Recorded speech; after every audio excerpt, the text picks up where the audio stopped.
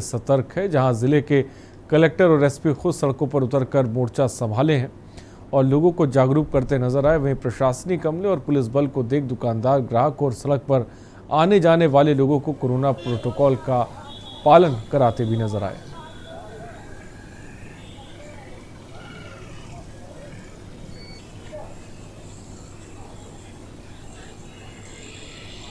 हम लोग लगातार कोरोना को लेकर जागरूकता का काम करते रहते हैं। उसी संदर्भ में आज पुलिस प्रशासन और जिला प्रशासन एक साथ निकला है लोगों को जागरूक करने के लिए। और आज तो हम लोगों को समझाइश भी दे रहे हैं और जो लोग नहीं लगाए हैं मास्क उनको मास्क दे रहे हैं, लेकिन आने वाले समय में अगर इसी तरह से लोग पालन नहीं करेंगे तो फिर कार्रवाई भी की जाएगी। सर, एक अपील कर देते हैं। मेरी सभी सूरजपुर जिले वासियों से अपील है कि खतरा अभी टला नहीं है। ये बात ज़रूर है कि कोरोना के केसेस कम आ रहे हैं, लेकिन अभी भी लगातार केसेज आ रहे हैं और तीसरी लहर की जो बात चल रही है उस संभावना से भी इनकार नहीं किया जा सकता है। ऐसी स्थिति में ये मास्क, सोशल डिस्टेंसिंग यही बचाव है, इसलिए अपना रेगुलर काम करें, किसी काम में कोई बाधा नहीं है। पुलिस प्रशासन और जिला प्रशासन की संयुक्त कार्रवाई हुई है। हम समय समय पर कोविड अप्रोप्रिएट बिहेवियर के लिए लोगों को अपील करते रहे हैं। हमारी समस्त सब डिविजन्स में टीम्स हैं, जॉइंटली टीम्स हैं जिला प्रशासन और पुलिस प्रशासन की। इस विषय में हम जागरूकता फैलाते हैं। आज हम खुद सड़क पे उतरे हैं लोगों को और आग्रह करने के लिए।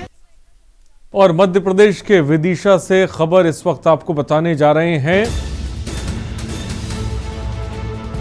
खबर मध्य प्रदेश के विदिशा से।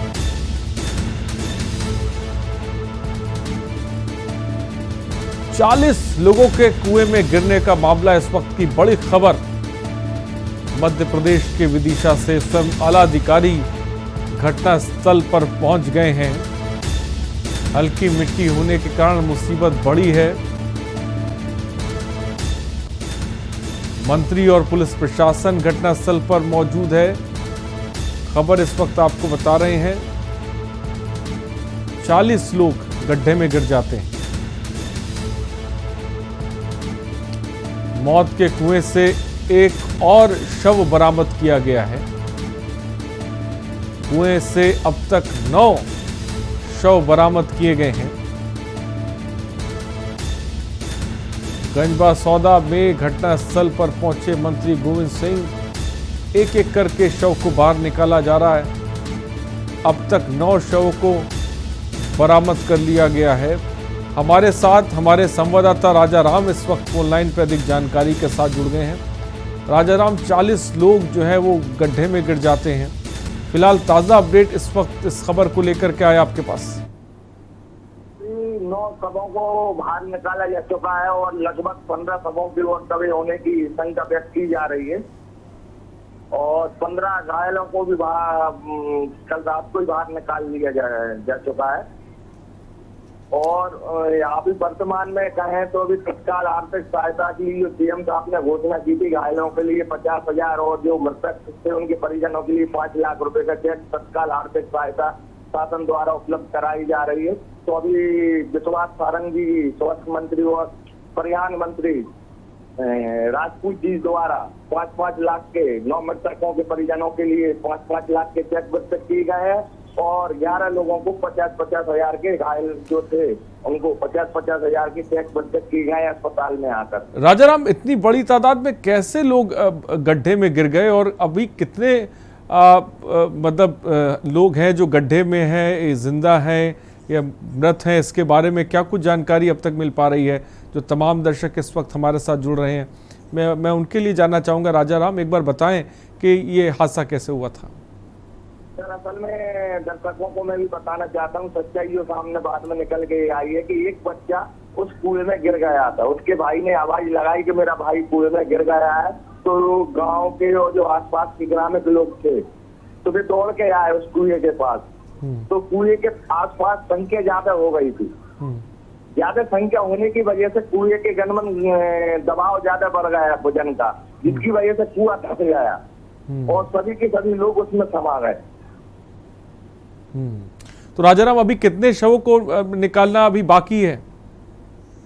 अभी तक प्रशासन द्वारा सर आसान शंका ही व्यक्त की जा रही है, इसकी कोई पुष्टि नहीं की जा सकती कितने लोग अभी तक दबे हैं।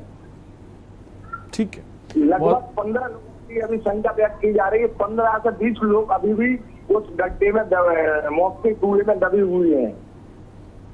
ठीक है, बहुत बहुत शुक्रिया राजा राम हमसे जुड़ने के लिए और तमाम जानकारी देने के लिए। मंत्री और पुलिस प्रशासन घटनास्थल पर मौजूद है। आपको बता दें, कल से जो रेस्क्यू ऑपरेशन है वो लगातार चल रहा है। अभी तक भी बहुत से शव हैं जो मिट्टी में दबे हुए हैं। फिलहाल 9 शवों को अब तक बाहर निकाल लिया गया है।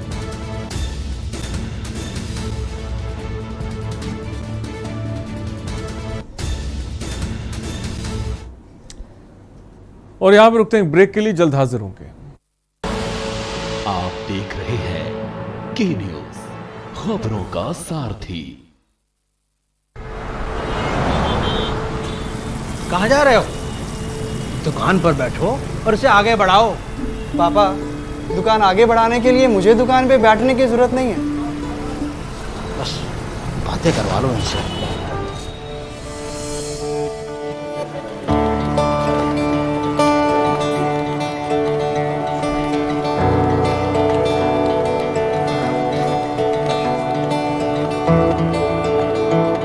थोड़ा सा ऊपर और।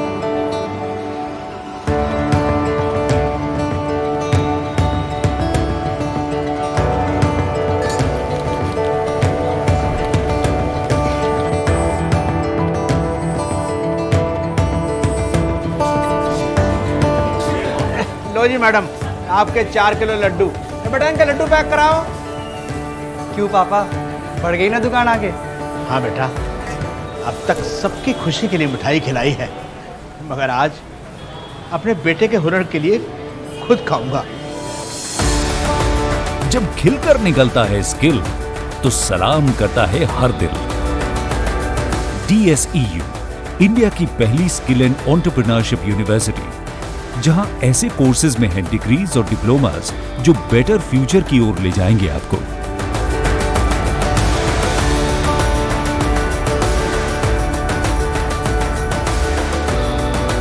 तो एडमिशन के लिए अप्लाई कीजिए। स्किल है तो नहीं कुछ मुश्किल है। और खुशबू में झूम के भाई लेके आए गोल्डी मसाले, खुशबू और स्वाद ऐसा तो रिश्तों में गुस्सा कैसा। संकल्पित हैं भ्रष्टाचार मुक्त शासन प्रशासन तथा राज्य की जनता को पारदर्शी, संवेदनशील एवं त्वरित सेवाएं प्रदान करने हेतु संकल्पबद्ध हैं। युवाओं को रोजगार के बेहतर अवसर उपलब्ध कराने हेतु समर्पित हैं। कोविड-19 पर प्रभावी नियंत्रण एवं स्वास्थ्य सेवाओं को सुदृढ़ एवं सुलभ करने हेतु प्रतिबद्ध हैं। सभी जनपदों में विभिन्न जन कल्याणकारी योजनाओं को शिविरों के माध्यम से आम जनमानस तक पहुंचाने हेतु कटिबद्ध हैं। महिलाओं के स्वावलंबन सशक्तिकरण के लिए प्रतिज्ञाबद्ध है। दलित, पिछड़े और वंचित वर्गों के उत्थान एवं उन्नयन के लिए प्रधानमंत्री श्री नरेंद्र मोदी जी के संकल्प सबका साथ, सबका विकास, सबका विश्वास को सिद्ध करने के लिए हर उम्मीद पर खरा उतरना है। विकास के पथ पर आगे बढ़ना है।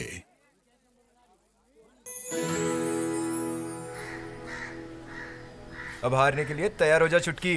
ये देख क्वीन मेरी। भाभी देखो ना भैया। अरे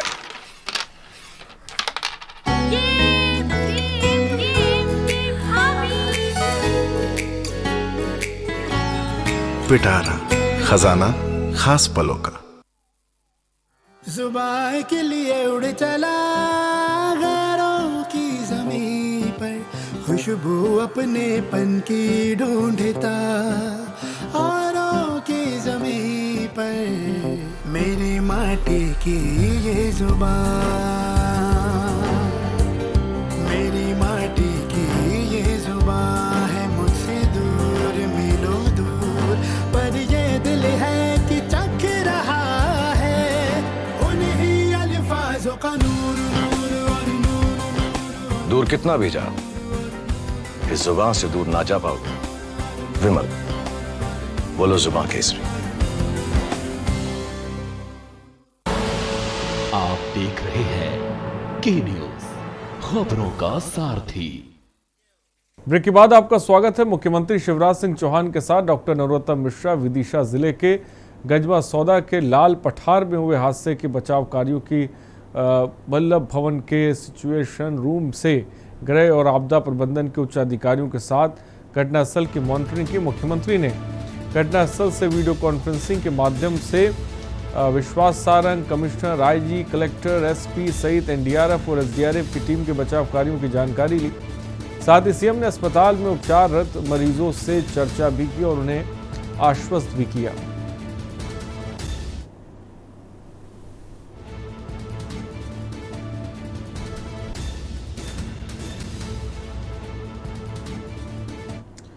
और खबर रतलाम से, जहां इंद्रदेव को प्रसन्न करने के लिए गधे की सवारी का टोटका सामने आया है। बता दें कि बारिश न होने से किसान परेशान है। मानसून की बेरुखी से सोयाबीन की फसल पर संकट खड़ा हो गया है। वहीं अब ग्रामीण बारिश कराने के लिए टोटकों का सहारा ले रहे हैं, जहां सरपंच प्रतिनिधित्व गांव के पटेल को ग्रामीणों ने गधे पर बैठाकर शोभा यात्रा ढोल नगाड़ों के साथ निकाली ताकि के पानी बरसे।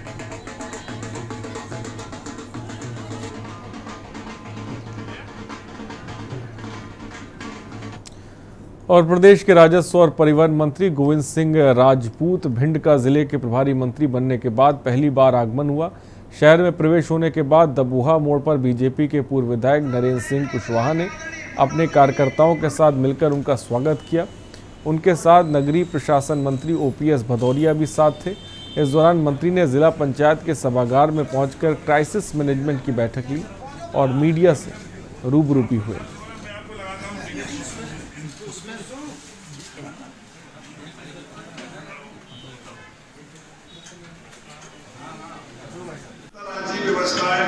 बस सेवाएं अभी मैंने राजस्थान चालू कर दी है, छत्तीसगढ़ चालू कर दी है, उत्तर प्रदेश चालू कर दी है। महाराष्ट्र में चूंकि कोरोना महाबीमारी अभी कंट्रोल तो है, लेकिन थोड़ी सी पिछली बार महाबीमारी हमारे यहाँ महाराष्ट्र से आई थी।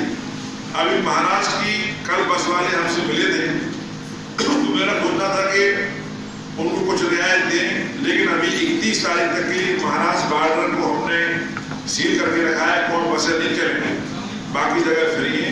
31 तारीख के बाद कोरोना महाबीमारी का कंट्रोल महाराष्ट्र में रहा तो महाराष्ट्र। और यहाँ पर रुकते हैं ब्रेक के लिए, जल्द हाजिर होंगे। आप देख रहे हैं के न्यूज, खबरों का सारथी। ये कहानी है निखिल की, DSEU स्किल यूनिवर्सिटी का एक स्टूडेंट। Hi guys. हाय। ये क्या चल रहा है? यार हम ना कोविड पेशेंट्स के लिए फंड्स इकट्ठा कर रहे हैं। बट फंड्स का करोगे क्या? यार एक्चुअली हमने सोचा है कि किसी एनजीओ में दे देंगे। फंड्स किसी एनजीओ को देने से अच्छा क्यों ना हम यही हेल्प करें। हम करेंगे क्या? तो निखिल ने सोचा जो स्किल उसने यूनिवर्सिटी में सीखा उसका फायदा उठाया जाए। चलो कुछ करते हैं।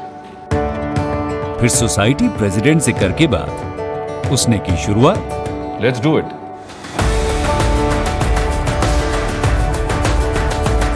जो भी स्किल उसने अपने कोर्स में पाया उसे अपनाया।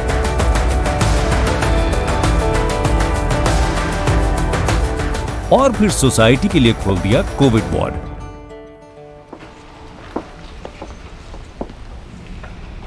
Well done Nikhil. भाई मानना पड़ेगा, जब खिलकर निकलता है स्किल तो सलाम करता है हर दिल। DSEU इंडिया की पहली स्किल एंड एंटरप्रेन्योरशिप यूनिवर्सिटी, जहां ऐसे कोर्सेज में हैं डिग्रीज और डिप्लोमास जो बेटर फ्यूचर की ओर ले जाएंगे आपको।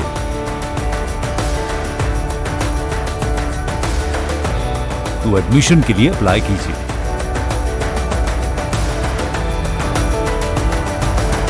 स्किल है तो नहीं कुछ मुश्किल है। जुबान के लिए उड़ चला गैरों की ज़मीं पर, खुशबू अपने पन की ढूंढता। दूर कितना भी जा, इस जुबान से दूर ना जा पाओगे। विमल, बोलो जुबान केसरी।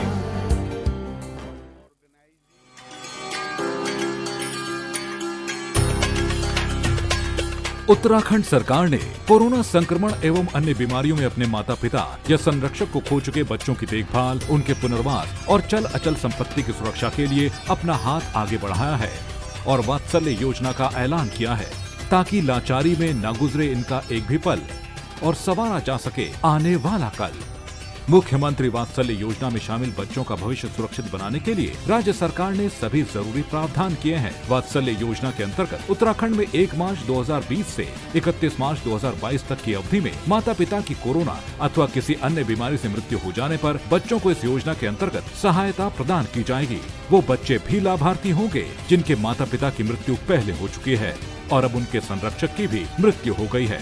वात्सल्य योजना में चयनित हर बच्चे को 21 वर्ष की आयु पूर्ण होने तक 3,000 रुपए की आर्थिक सहायता हर महीने मिलेगी। ऐसे बच्चे को सरकारी नौकरी में भी 5% का क्षैतिज आरक्षण मिलेगा और साथ ही बच्चों की रुचि के मुताबिक उनके कौशल विकास पर भी ध्यान दिया जाएगा। कोरोना के मुश्किल समय ने जिन बच्चों की आंखों में आंसू भर दिए, उनके चेहरों पर वात्सल्य योजना मुस्कुराहट लाएगी। अधिक जानकारी के लिए विजिट करें www.wect.uk.gov.in। कॉल करें 7579-215264 पर।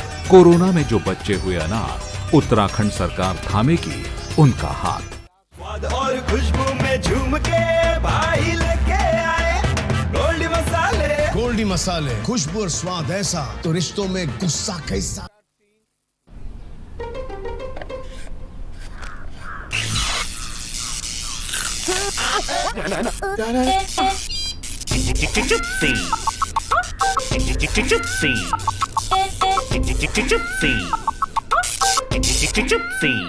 चिप्सीज, दोस्ती का नया फंडा।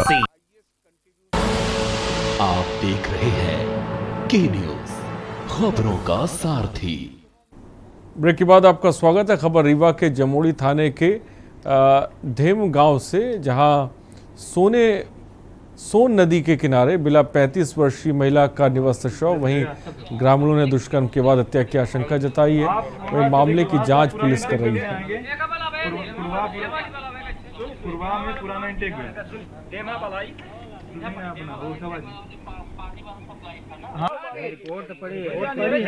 सब कुछ करवाने, कल सब कुछ हुआ है।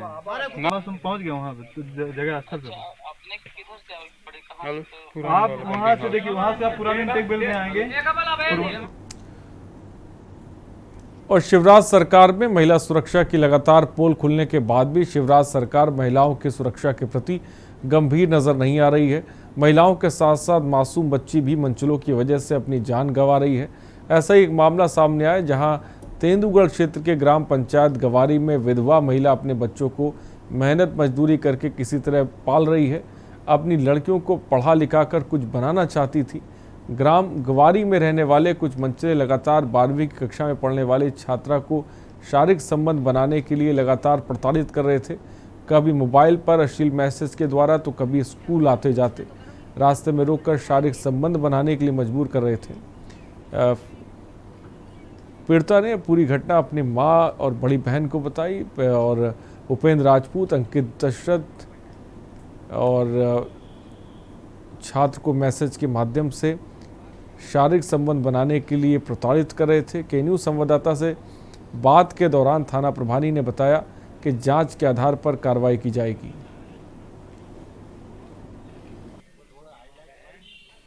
समस्या लेके गृह मंत्री के पास आवेदन लगावे आई थी। किस मामले में? कि मेरी सविता नाम की लड़की को 4 लड़का परेशान करते थे, इसलिए मैं आई तेंदुखेड़ा थाना गई तो मोबाइल से रिपोर्ट हुई, मोबाइल द्वारा रिपोर्ट हुई। हाँ। और हाई प्रोफाइल मामला लव जिहाद और जहर देकर हत्या के आरोप के मामले में नीलम की डेड बॉडी निकालने पहुंची झांसी कब्रिस्तान छतरपुर पुलिस और झांसी पुलिस के सहयोग से डेड बॉडी निकाली गई। छतरपुर के मुक्ति धाम में हिंदू रीति रिवाजों से बजरंग दल और विश्व हिंदू परिषद पुलिस के सहयोग से अंतिम संस्कार कराएगी।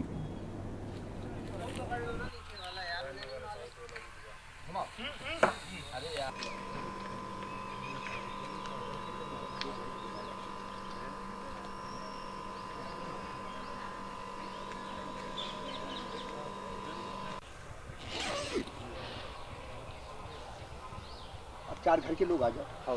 गुलाब पप्पू कपड़ा ना फटे वाली बात नहीं है। खड़े हो और ये काम करना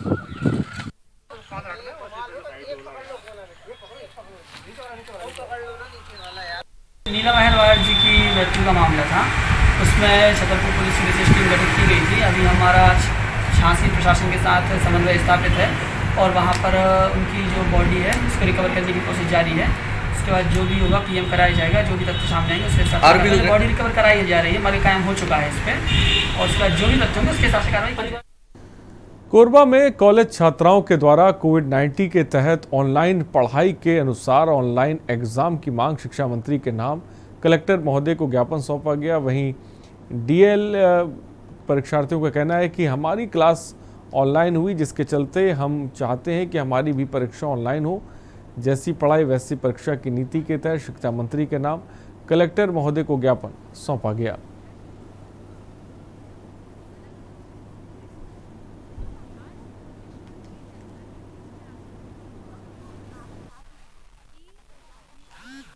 सर, हम लोग कलेक्ट्रेट इसलिए आए हैं क्योंकि हमारा स्टडी ऑनलाइन हुआ है।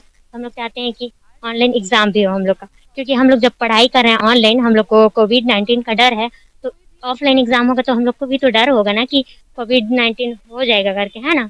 इसलिए सर, तो हमें कलेक्टर महोदय से निवेदन है कि प्लीज हमारा एग्जाम ऑनलाइन कराया जाए। कलेक्टर परिसर में इसलिए आए हैं कि जैसी शिक्षा वैसी परीक्षा एक हमारा विशेष नारा है, क्योंकि हमारे जितने भी पढ़ाई हुए हैं शुरू से लेकर अंत तक ऑनलाइन रूप से हुए हैं और हम लोग परीक्षा भी ऑनलाइन रूप से चाहते हैं।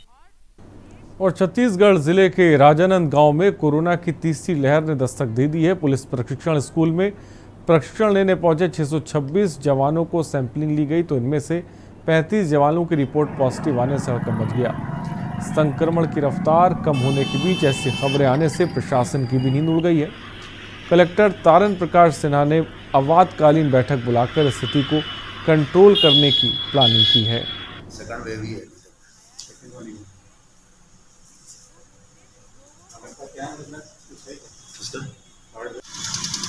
राजनांदगांव जिला विगत 14 दिनों से काफ़ी बेहतर स्थिति में था। हम लोग प्रतिदिन 2500 से 3000 सैंपल ले रहे हैं, लेकिन उसमें लगातार 4 दिन 0 रिपोर्टिंग हुई है, एक भी पॉजिटिव नहीं था। कल हमारी टीम ने पीटीएस में 626 जवानों की जांच की, जिसमें 35 पॉजिटिव पाए गए। ये सभी चूँकि अलग अलग ज़िलों से, ज़्यादातर सुकमा और बीजापुर क्षेत्र से आए थे, तो उनमें से 35 पॉजिटिव आए हैं और सभी ठीक हैं। उनको क्वारंटाइन जो हमारा कोविड केयर सेंटर है उसमें आइसोलेट किया गया। और खबर शाहजहांपुर से, जहां कलेक्टर दिनेश जैन के द्वारा सकारात्मक पहल करते हुए ग्रामीण स्तर पर जनता दरबार लगाया जा रहा है, जिससे ग्रामीणों को नामांतरण, सीमांकन, बंटवारा आदि की समस्याओं को ग्रामीण स्तर पर निपटाया जा सके। शाहजहांपुर कलेक्टर ने अपना जनता दरबार ग्राम सकेड़ी, बटवाड़ी, देवली, आसेर आदि ग्रामों में लगाकर जनता की समस्याओं को सुना।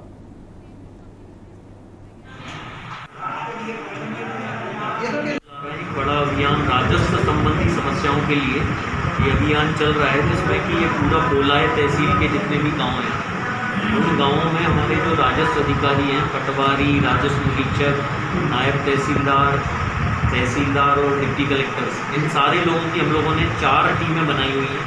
इस पूरी तहसील को 4 भागों में बांट के प्रत्येक गाँव के जो लोगों की इनके फौती नामांतरण हैं, बंटवारे हैं, इनके रिकॉर्ड अपडेशन करना है, इनके कब्जे की समस्या है, इनके रिकॉर्ड में कोई करेक्शन होना है, कोई मतलब सार्वजनिक कार्यों के लिए भूमि आरक्षित करना है, इन सारे कामों का एक रिव्यू किया है।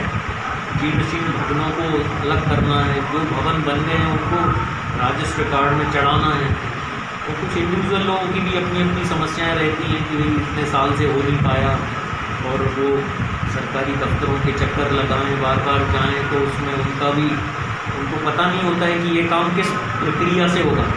तो उसको सॉल्व करने के लिए हम लोगों ने गांव-गांव में सब में इस तरह के पूरे कैंप लगाए हमारे राजस्व अधिकारियों ने। तो आज मैं इन्हीं कैंपों में लोगों से बात करने आया था कि वो जो काम अभी तक हुए हैं उससे वो संतुष्ट है कि नहीं।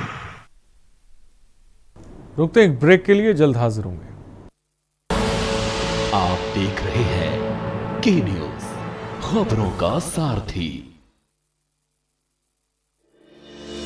चुनौतियों से लड़ा, विकास के पथ पर बढ़ा, मंजिलें मिलती जाती हैं, बिना रुके अब हर पल आगे बढ़ता है, मदद के लिए अब हाथ बेहिचक बढ़ाता है, अपने हौसले से अपनी जरूरतें पूरी करता है।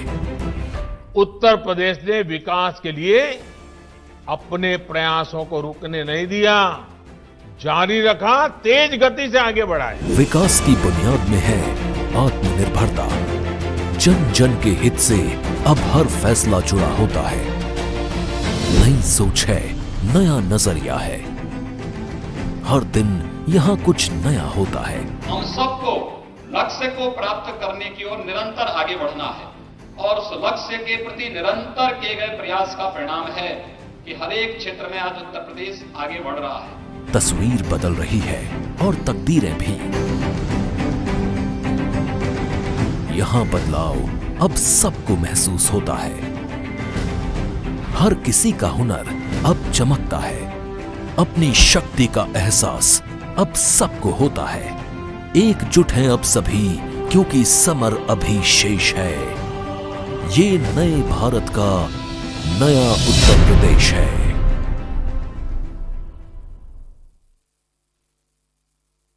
जुबान के लिए उड़ चला गैरों की जमीन पर, खुशबू अपने पन की ढूंढता औरों की जमीन पर, मेरी माटी की ये जुबान, मेरी माटी की ये जुबान है मुझसे दूर मीलों दूर, पर ये दिल है कि चख रहा है उन्हीं अल्फाजों का नूर नूर और नूर। दूर कितना भी जा, इस जुबान से दूर ना जा पाओगे। विमल, बोलो जुबान केसरी। संकल्पित हैं भ्रष्टाचार मुक्त शासन प्रशासन तथा राज्य की जनता को पारदर्शी, संवेदनशील एवं त्वरित सेवाएं प्रदान करने हेतु संकल्पबद्ध हैं। युवाओं को रोजगार के बेहतर अवसर उपलब्ध कराने हेतु समर्पित हैं। कोविड-19 पर प्रभावी नियंत्रण एवं स्वास्थ्य सेवाओं को सुदृढ़ एवं सुलभ करने हेतु प्रतिबद्ध हैं। सभी जनपदों में विभिन्न जन कल्याणकारी योजनाओं को शिविरों के माध्यम से आम जनमानस तक पहुंचाने हेतु कटिबद्ध हैं। महिलाओं के स्वावलंबन सशक्तिकरण के लिए प्रतिज्ञाबद्ध है। दलित, पिछड़े और वंचित वर्गों के उत्थान एवं उन्नयन के लिए प्रधानमंत्री श्री नरेंद्र मोदी जी के संकल्प सबका साथ, सबका विकास, सबका विश्वास को सिद्ध करने के लिए हर उम्मीद पर खरा उतरना है। विकास के पथ पर आगे बढ़ना है। आप देख रहे हैं के न्यूज, खबरों का सारथी। ब्रेक के बाद आपका स्वागत है। खुरासान मॉड्यूल इस समय बेहद चर्चा में है। कारण साफ है, आतंकी हमलों और लगातार भारत विरोधी गतिविधियों को संचालित करने वाला एक ऐसा ग्रुप जो कि अलकायदा के नक्श कदम पर भारत में तबाही मचाने के लिए मंसूबे सजाए है और आए दिन आतंकी हमलों को अंजाम दे रहा है। क्या है आईएस का खुरासान मॉड्यूल, जिसका जिक्र हदीस में क़यामत के दिन के लिए किया गया है। आज आपको बताने जा रहे हैं सेंट्रल एशिया की पहाड़ियों के पास का वो इलाका जो कि उत्तर पूर्वी ईरान, दक्षिणी तुर्कमेनिस्तान और उत्तरी अफगानिस्तान से मिला हुआ शहर खुरासान। खुरासान को सासानी एम्पायर ने बसाया था और सासानी कौन थे, इसके बारे में बताया जाता है कि सासानी ईरान के अंतिम शासक थे। उनके बाद सेंट्रल एशिया में इस्लाम शासन शुरू हो गया था और फिर यही मॉड्यूल खुरासान मॉड्यूल कहलाया।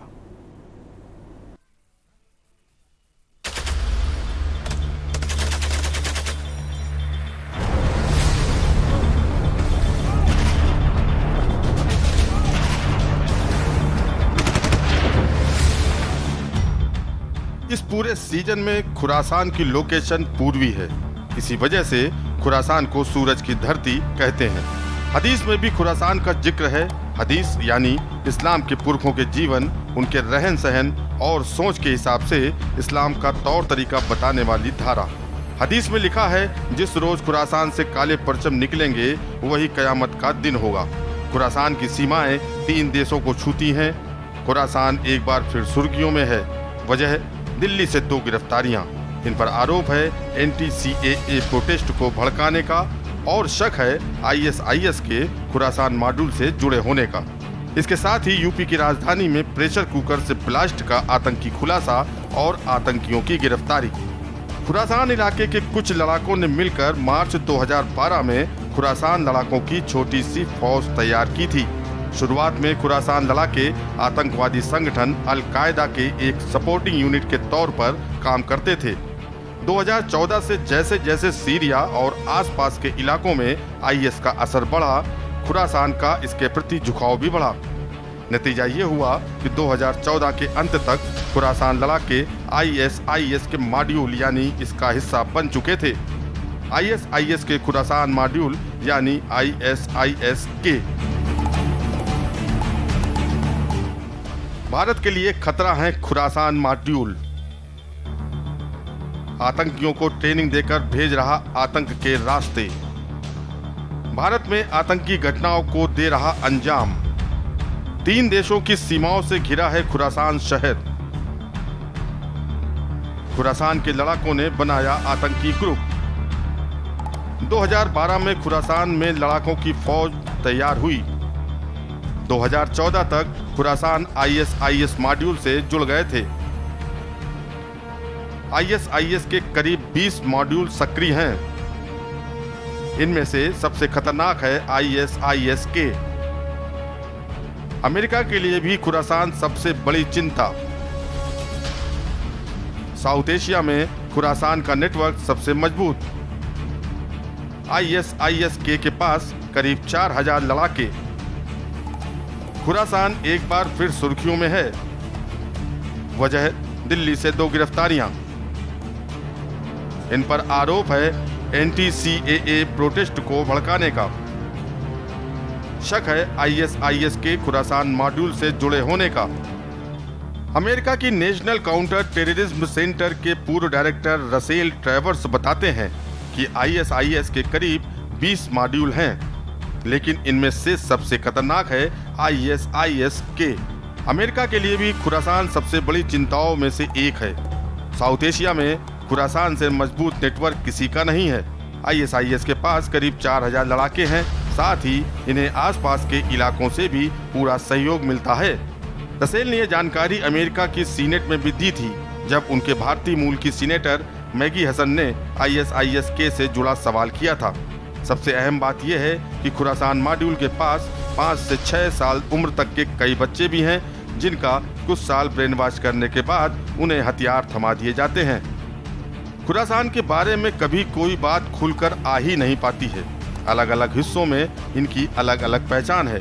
साथ ही आज तक ये भी साफ नहीं हो सका है कि क्या खुरासान का अल-कायदा से पूरी तरह रास्ता जुदा हो गया है या अभी भी दोनों संपर्क में हैं।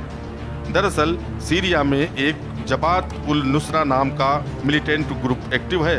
इस ग्रुप में ज्यादातर आतंकी ऐसे हैं जो पहले अल-कायदा से भी जुड़े रहे हैं और यही ग्रुप खुरासान मॉड्यूल के भी जबरदस्त कांटेक्ट में है।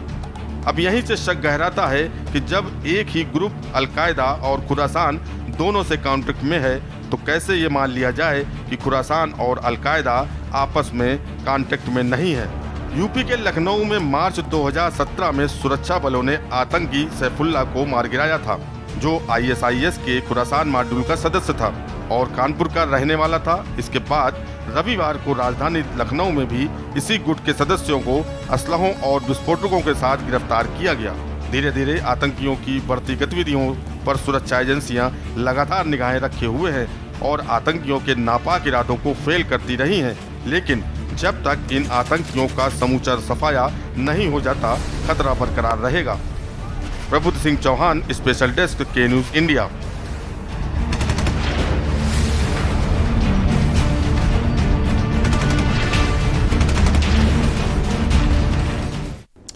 और यहाँ पे रुकते हैं एक छोटे से ब्रेक के लिए। हम जल्द हाजिर होंगे कुछ और खबरों के साथ। आप देख रहे हैं के न्यूज। खबरों का सारथी।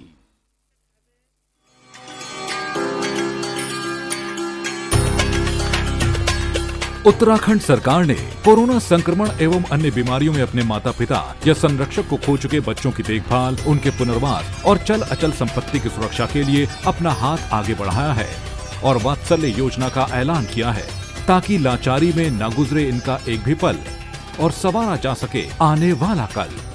मुख्यमंत्री वात्सल्य योजना में शामिल बच्चों का भविष्य सुरक्षित बनाने के लिए राज्य सरकार ने सभी जरूरी प्रावधान किए हैं। वात्सल्य योजना के अंतर्गत उत्तराखंड में 1 मार्च 2020 से 31 मार्च 2022 तक की अवधि में माता पिता की कोरोना अथवा किसी अन्य बीमारी से मृत्यु हो जाने पर बच्चों को इस योजना के अंतर्गत सहायता प्रदान की जाएगी। वो बच्चे भी लाभार्थी होंगे जिनके माता पिता की मृत्यु पहले हो चुकी है और अब उनके संरक्षक की भी मृत्यु हो गई है। वात्सल्य योजना में चयनित हर बच्चे को 21 वर्ष की आयु पूर्ण होने तक 3,000 रुपए की आर्थिक सहायता हर महीने मिलेगी। ऐसे बच्चे को सरकारी नौकरी में भी 5% का क्षैतिज आरक्षण मिलेगा और साथ ही बच्चों की रुचि के मुताबिक उनके कौशल विकास पर भी ध्यान दिया जाएगा। कोरोना के मुश्किल समय ने जिन बच्चों की आंखों में आंसू भर दिए, उनके चेहरों पर वात्सल्य योजना मुस्कुराहट लाएगी। अधिक जानकारी के लिए विजिट करें www.wecd.uk.gov.in। कॉल करें 7579-215264 पर। कोरोना में जो बच्चे हुए अनाथ, उत्तराखंड सरकार थामेगी उनका हाथ। पिटारा वाली मूंग दाल मुझे भी मिलेगी? हाँ हाँ जरूर मिलेगी, लेकिन मुझे क्या मिलेगा? आज स्कूल में ऐसे कंपटीशन था, टॉपिक था your best gift in life. तो क्या लिखा? मॉम लिखा।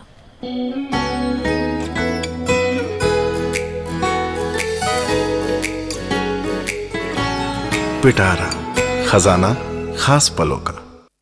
और खुशबू में झूम के भाई लेके आए गोल्डी मसाले। गोल्डी मसाले, खुशबू और स्वाद ऐसा तो रिश्तों में गुस्सा कैसा।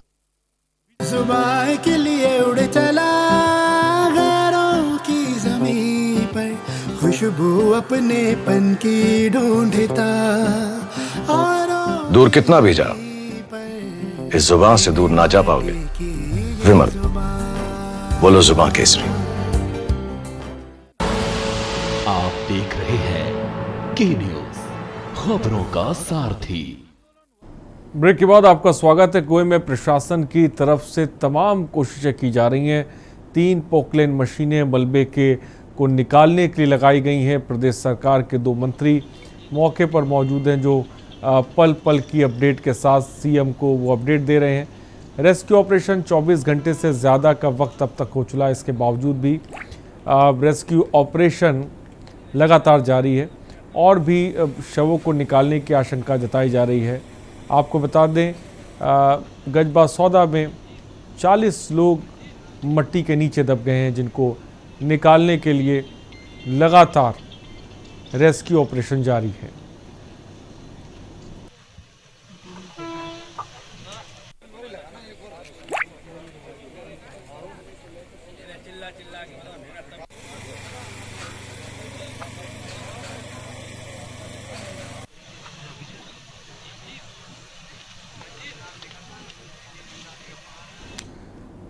कांग्रेस सरकार आखिरकार लंबे इंतजार के बाद निगम मंडलों की दूसरी सूची जारी कर चुकी है। जारी लिस्ट में 91 कांग्रेस नेताओं के नाम शामिल हैं।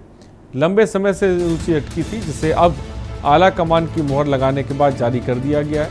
लेकिन जारी सूची में कई नाम ऐसे भी हैं जिनके लिए कांग्रेस कार्यकर्ताओं में सस्पेंस अभी भी बना हुआ है। ये सस्पेंस कब दूर होगा, ये अपने आप में बड़ा सवाल है।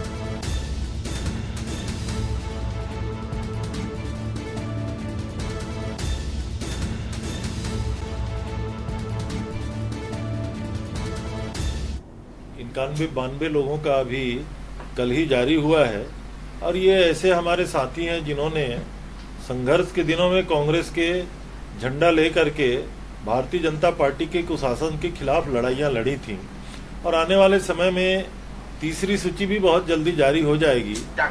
देखिए, ये तो होना ही था। जब योग्यता को दरकिनार करके तेरे मेरे के आधार पर किया जाएगा, और कांग्रेस तो पूरी चलती ही तेरे मेरे के आधार पर है।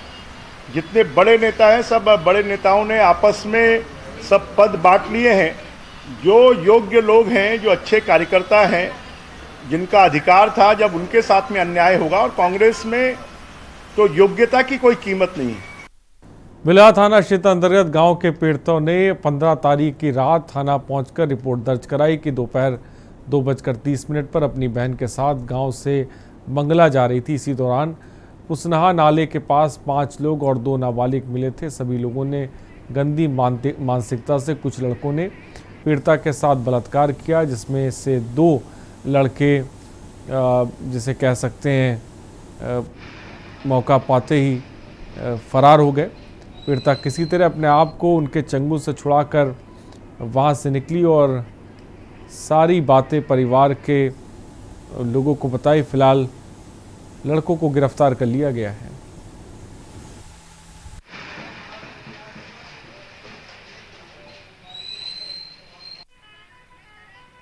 हमने अपराध क्रमांक 167/21 धारा 76 डी के तहत अपराध पंजीबद्ध किया। मामले की गंभीरता को देखते हुए उच्च अधिकारियों को अवगत कराया गया। उच्च अधिकारियों द्वारा दिशा निर्देश पर तुरंत बिल्हा पुलिस के द्वारा टीम गठित किया गया और आरोपियों को पकड़ने के लिए उनके घर से पुनः में दबिश दिया गया। चंद घंटों के में ही आरोपियों को पकड़ के थाना लाया गया। विधिवत उनकी गिरफ्तारी कर जुडिशियल रिमांड पर उनको भेजा गया। दंडकारण्य स्पेशल जोन कमेटी का नक्सली रमन्ना, आपको बता दें, उसने आत्मसमर्पण कर दिया है, जिसकी मौत हो चुकी है। उसके बेटे माफ़ कीजिएगा रंजीत ने तेलंगाना पुलिस के सामने हथियार डाल दिए। दंतेवाड़ा एसपी अभिषेक पल्लव ने तीखी प्रतिक्रिया देते हुए कहा कि माओवादियों द्वारा बस्तर में समर्पण करने वाले नक्सलियों की हत्या कर दी जाती है, लेकिन जब तेलुगु काडर के नक्सली आंध्र में समर्पण करता है तो वो अच्छी ज़िंदगी जीता है। यही लोग बस्तर में गरीब युवाओं को बरगला कर गलत रास्ते पर ले जाते हैं।